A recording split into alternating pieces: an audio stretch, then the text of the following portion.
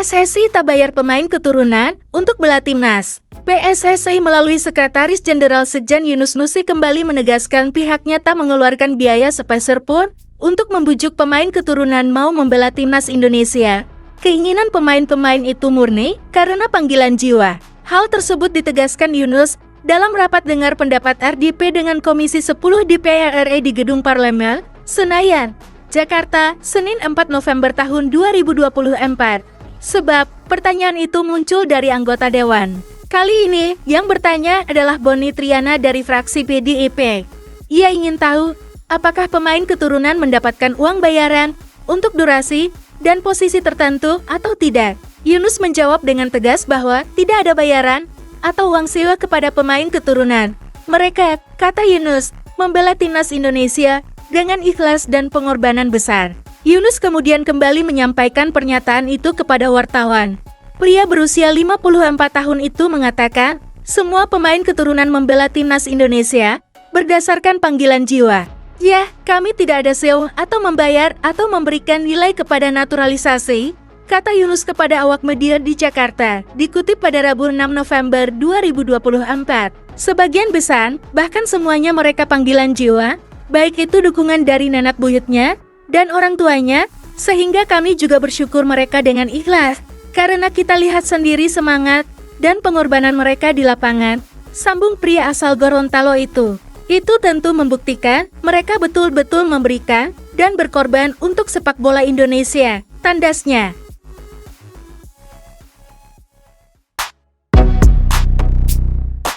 Maarten Paes datang kecepatan ke Indonesia. Kiper FC Dallas, Maarten Paes sudah tiba di Indonesia pada Rabu 6 November 2024. Kehadirannya di Jakarta bisa dibilang terlalu cepat mengingat timnas Indonesia belum menggelar latihan. Kabar Maarten Paes sudah tiba di Indonesia diketahui dari unggahan salah seorang pengguna Instagram dengan akun @fdberia_afrianto.sosok yang diduga merupakan petugas di kawasan Bandara Soekarno-Hatta.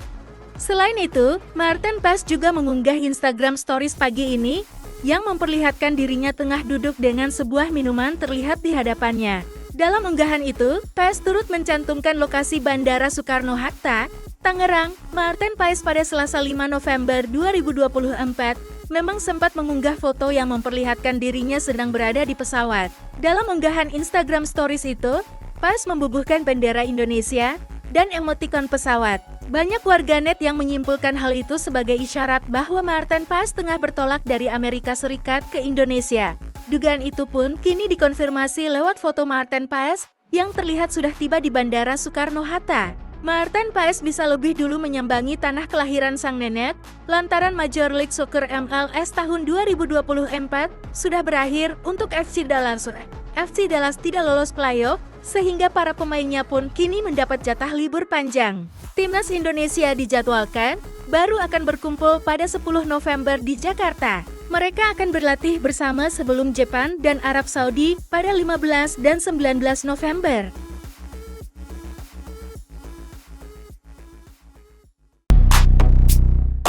Empat fakta menarik Kevin Dix, bek langganan Liga Champions. Kevin Dix, pemain kelahiran Belanda yang memiliki darah Indonesia, belakangan menjadi sorotan publik sepak bola tanah air. Pemain yang kini memperkuat FC Copenhagen ini disebut-sebut memiliki peluang untuk memperkuat timnas Indonesia, mengingat latar belakangnya yang memungkinkan proses naturalisasi. Jika Indonesia berhasil mengamankan jasa Dix, maka lini belakang timnas akan semakin kuat dan berpengalaman. Kemampuannya dalam bertahan ditambah pengalamannya di kancah Eropa menjadikan Dix sebagai opsi solid bagi Indonesia. Berikut 4 fakta menarik tentang Kevin Dix, calon bek timnas Indonesia yang pernah merasakan ketatnya persaingan di Liga Champions. 1.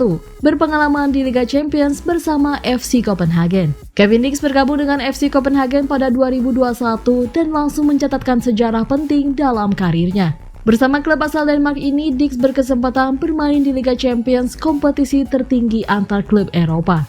Kevin Dix dikenal sebagai pemain bertahan yang serba bisa. Selain berperan sebagai bek kanan, Dix juga dapat bermain sebagai bek tengah maupun bek kiri jika dibutuhkan. Fleksibilitas posisi ini sangat dihargai oleh pelatih di FC Copenhagen.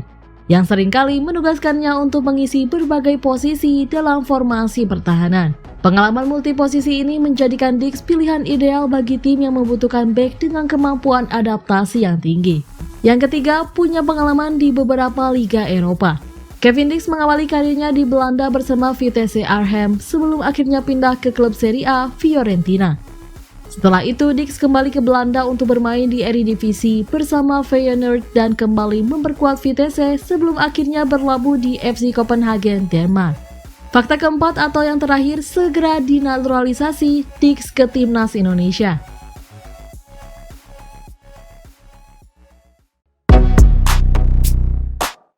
Maarten Paes terbang ke Indonesia. Maarten Paes membagikan momen tengah menjalani penerbangan ke Indonesia lewat Instastory di Instagram pribadinya, Selasa 5 November. Kiper FC Dallas itu mengunggah foto sedang berada di pesawat sambil membubuhkan simbol pesawat dan bendera merah putih. Unggahan itu menandakan Paes tengah menjalani penerbangan menuju Indonesia, namun belum diketahui pasti agenda Paes di Indonesia. Pasalnya, PSSI melalui anggota Exco Arya Sinulinga menyebut timnas Indonesia dijadwalkan kumpul di Jakarta 5 hari sebelum melawan Jepang. Laga Indonesia vs Jepang akan digelar pada 15 November di Stadion Utama Gelora Bung Karno, Jakarta. Ini merupakan rangkaian pertandingan putaran ketiga kualifikasi Piala Dunia tahun 2026. Jika merujuk pernyataan Arya, maka tim arahan Shin Tae-yong dijadwalkan kumpul mulai 10 November. Sementara Maarten Paes tiba lebih awal di Indonesia. Maarten Paes memang sudah tidak memiliki agenda bersama FC Dallas karena tak lolos babak playoff Major League Soccer. Artinya Paes memiliki banyak waktu luang untuk dihabiskan di Indonesia dibandingkan pemain lain. Kiper 26 tahun itu pun bisa menikmati liburan jelang gabung pemusatan latihan TC lawan Jepang. Setelah menghadapi Jepang, Indonesia dijadwalkan menjamu Arab Saudi pada 19 November di Jakarta. Setelah itu, para pemain dilepas ke klub masing-masing. Selain memperkuat timnas di kualifikasi Piala Dunia tahun 2026, Maarten Paes juga diperkirakan bisa membela skuad Garuda di Piala AFF tahun 2024. Turnamen antar negara ASEAN itu dimulai 9 Desember hingga 5 Januari tahun 2025.